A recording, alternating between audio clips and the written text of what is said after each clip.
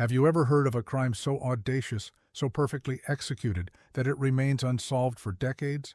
What if I told you the single biggest property theft in history wasn't about money or gold, but about something truly irreplaceable? Today we're diving into the story of the Isabella Stewart Gardner Museum heist, the largest and most baffling art heist the world has ever seen.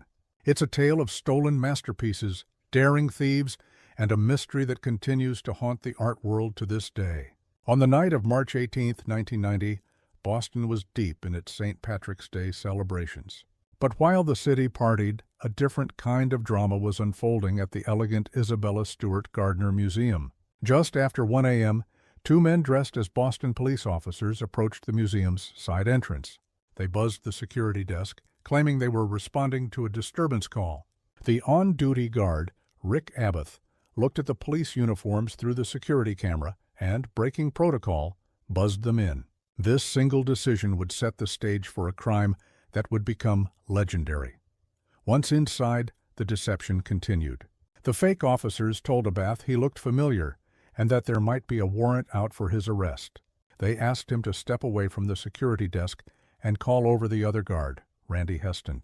As soon as both guards were together and, away from the only panic button, the thieves revealed their true intentions.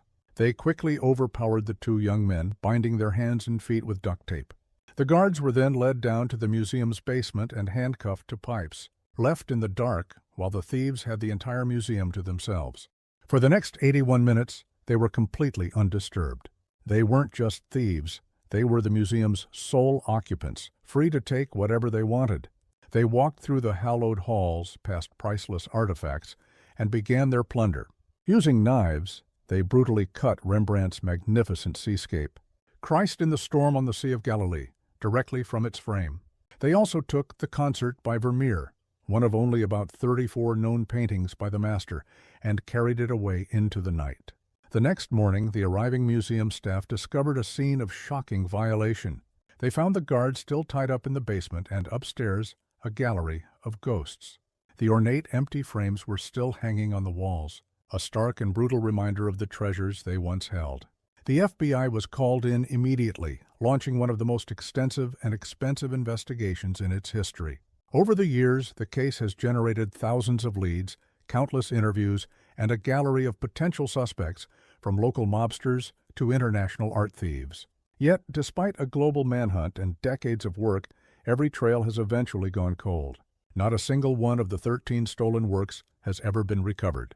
Today, the stolen art is valued at over $500 million, but its cultural worth is immeasurable.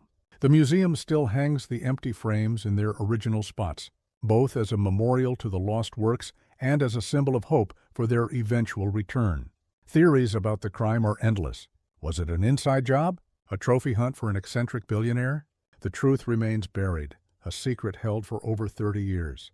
The question isn't just who did it, but where are these masterpieces now? What do you think happened that night? Let me know your theories down in the comments.